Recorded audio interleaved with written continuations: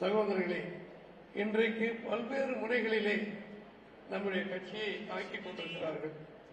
ஒரு பக்கம் ஆளுங்கட்சி பொறுப்பில் வைத்து தொலைக்காட்சிகள், பத்திரிகைகள் அத்தனையுமே ஸ்டாலின் பொறுப்பிலே வைத்து அதை அவர்களே இயக்கி எவ்வளவு எதிர்ப்பாக இந்த கட்சிக்கு எழுத வேண்டுமோ, நம்முடைய ஆட்சிக்கு, நம்முடைய செயலுக்கு எதிர்ப்பு தெரிவிக்கணுமோ அத்தனையும் அவர்கள் செய்து கொண்டிருக்கிறார்கள். ஒரு தனி மனிதனாக எடப்பாடியார் ஒருவர் மட்டும் இருந்து தமிழகத்திலே எதிர்க்கட்சிகள் அத்தனையும் செய்ய வேண்டிய பணியை சிங்கிள் மனிதனாக சிங்கமாக இருந்து ஸ்டாலினுடைய முகத்திரையை, இந்த ஆட்சியுடைய அவலங்களை எடுத்து சொல்லிக் கொண்டு வருகிறார்கள். மார்க்சிஸ்ட் கம்யூனிஸ்ட் கட்சி, வலது கம்யூனிஸ்ட் கட்சி, வைகோ கட்சி, அதே போல அந்த கூட்டத்தில் இருக்கிற அத்தனை கட்சிகளுமே எந்த போராட்டங்கள், எவ்வளவு போராட்டங்களை நடத்தி கொண்டிருப்பார்கள். நம்ம ஆட்சியில் இருக்கிற பொழுதெல்லாம் எங்க பார்த்தாலும் போராட்டம், அவ்வளவு பிரச்சனைகளை சொல்லுவாங்க. ஆனா இப்ப அவங்க எல்லாம் யாருமே எந்த போராட்டத்தை பத்தி பேசுறதே இல்லை. கம்யூனிஸ்ட்காரங்களை எங்கேயாவது பார்த்திருக்கீங்களா தம்பிங்களா? எங்க பார்த்தாலும் முந்தைய சார் கூடிய வச்சுக்கிட்டு தெரிவாங்க. இப்ப அவங்களெல்லாம் காண. வைகோ அவர் பாட்டுக்கு பேசுறாரு, ஒரு மகனை உங்க ஊருக்கு அர்ப்பணிச்சாரு, பணத்தை கொடுத்தாங்க, அவர் எம்பி ஆயிட்டார். நம்ம நேரம் தெரியல, அவர் வந்துட்டாரு. அதனால இதுல மற்ற தலைவர்கள் இருக்கிற எதிர்கட்சிகளை எதுவுமே செய்யறதில்லை. உங்களுக்கு தெரியும், நேற்றைக்கு முன்தினம் நாமக்கல் மாவட்டத்தில், நம்ம சேலம் மாவட்டத்தில் என்ன ஒரு தம்பி மேட்டூர்ல விவசாயிகள் சங்கம் நம்முடைய மாண்புமிகு எடப்பாடி அவர்கள் வைத்து 100 ஏரிக்கு தண்ணீர் கொடுத்த பெருமையை, அதை செய்த பெருமையை, அவர் செய்த நன்மையினால் அந்த ஏரியில் பிடித்த தண்ணிகள், நீர்கள் நிறைந்து விவசாயிகள் சிறப்பாக இருக்கிறது என்பதற்காக நன்றி உணர்ச்சியோடு அவரை பாராட்டியதை எல்லாரும் நீங்க பார்த்திருக்கீங்க. அதில் தெளிவாக பேசினார் நம்முடைய எடப்பாடியார் அவர்கள். தயவு செஞ்சு நம்ம தோழர்கள் காலையில் உங்களுக்கு நேரம் கிடைக்கும் போது அனைத்து பேப்பரும் பாருங்க. அது நம்ம எதிர்க்கின்ற பேப்பரை முக்கியமாக பாருங்க. தொலைக்காட்சி உங்களுக்கு நேரம் கிடைக்கும் போது பாருங்க. அதே நேரத்தில் நம்ம எதிர்க்கிற தொலைக்காட்சிகளையும் பாருங்க. பல செய்திகள் வரும். கட்டாயம் நியூஸ் ஜே அதை பாருங்க. அதிகாரப்பூர்வமான நம்முடைய செய்தி அத்தனையும் அந்த டிவியில வரும். நம்முடைய மாண்புமிகு எடப்பாடி அவர்கள் காலையிலே எழுந்து அறிக்கை கொடுப்பதாக இருந்தாலும், நேற்றுக்கு முன்தினம் அல்லது அதற்கு முன்தினம் எங்கேயாவது பேசியிருந்தாலும் மறு ஒலிபரப்பு செய்து ரிப்பீட்டாக போட்டுக் கொண்டிருப்பார்கள். நமக்கு பல நேரம் பார்க்க முடியாமல் இருக்கு, சில நேரம் பார்க்கலாம்.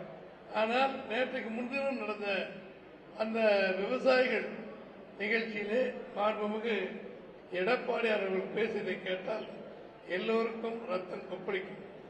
அவ்வளவு உணர்ச்சி பூர்வமாக ஸ்டாலின் அரசை கண்டித்து ஆட்சி, இந்த திமுக ஆட்சி இருக்கக்கூடாது என்பதற்கு ஆணித்தரமான பதிலை சொல்லியிருக்கிறார்கள். பார்த்து தோந்து போயிட்டார் ஸ்டாலின் அவர்களும் அவருடைய மகன் உதயநிதி ஸ்டாலின் அவர்களும். இப்ப இருக்கிற அமைச்சர்கள் யாரும் இப்ப கண்டுக்கிறது இல்லை.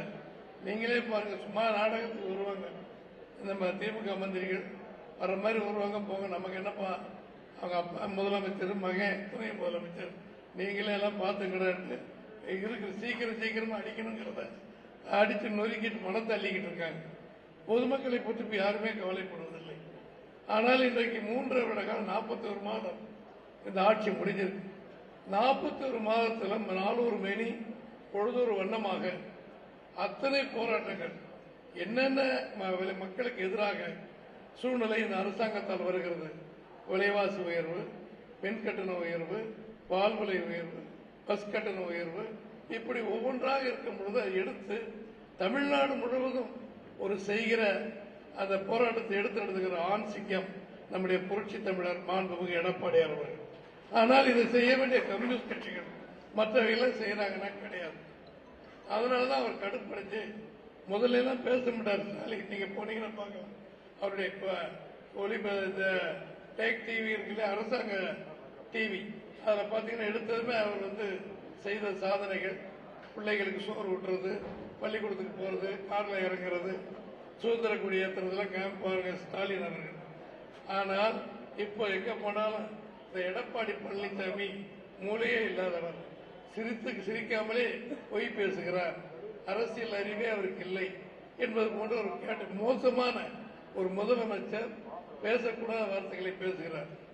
அதற்காகத்தான் நம்முடைய எடப்பாடியார் அவர்கள் நேற்றைக்கு முன்தினம் பல கூட்டங்களில் அவர் பேசியிருந்தாலும் கூட அந்த விவசாயிகளுக்கு பாராட்டு கூட்டத்தில் சொன்னார்கள், உண்மையிலேயே ஸ்டாலினுக்கு அரசியல் ஆண்மை இருந்தால் அவருடைய 41 மாதத்திலே அவர் செய்திருக்கிற சாதனைகள், எங்களுடைய ஆட்சியிலே இருக்கிற தவறுகள், அவர் ஒரு பக்கம் பேசட்டும், நான் ஒரு பக்கம் பேச எங்க ஆட்சியுடைய சாதனைகள், திமுக ஆட்சியுடைய குறைகளை சொல்கிறேன்.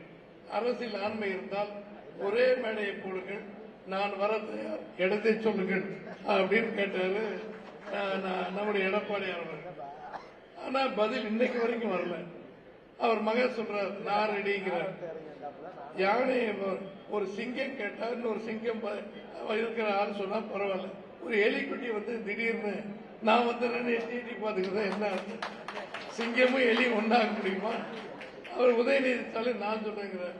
அதான் தம்பி உதயகுமார் நம்ம முன்னாள் அமைச்சர், பேரவையினுடைய செயலாளர், இன்னைக்கு நம்ம ஜெயக்குமார்